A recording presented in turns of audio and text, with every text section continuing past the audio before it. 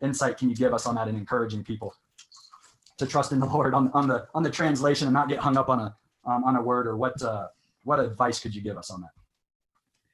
Well, I start out with my own experience. In my personal study, I actually look up a text from a number of translations. For instance, John 3:16, I'll check it in the Good News version, the NIV, the Amplified, the Contemporary English. That's the kind of study approach that I use. And of course, I still hold in holy esteem, so to speak, the King James Version. It's where we start, but we beginning to understand that the other versions, other translations of the Bible will throw light and strengthen our understanding of things that have been expressed in the King James Version. And I would want to emphasize that, approaching the Bible should not be done without the guidance of the Holy Spirit.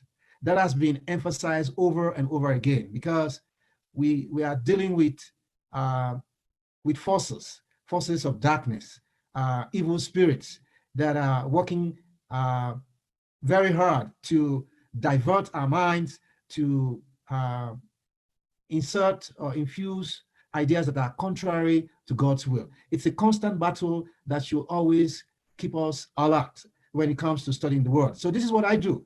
I pray that God's Spirit would partner with me, and I look at the various translation, and I come to my personal conclusion. When I look at some translations, I say, well, this is kind of questionable, and I put a question mark to it.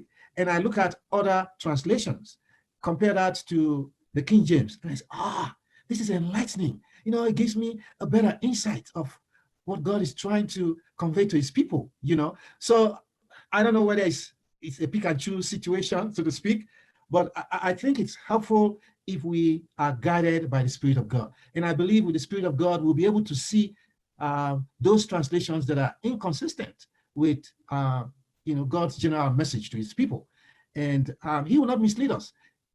He will bless the sincere heart, those who are honestly searching after him and wants to know him and understand his message for this time. God will not disappoint. He will lead. So that's my own little piece. Well, I appreciate that. And, and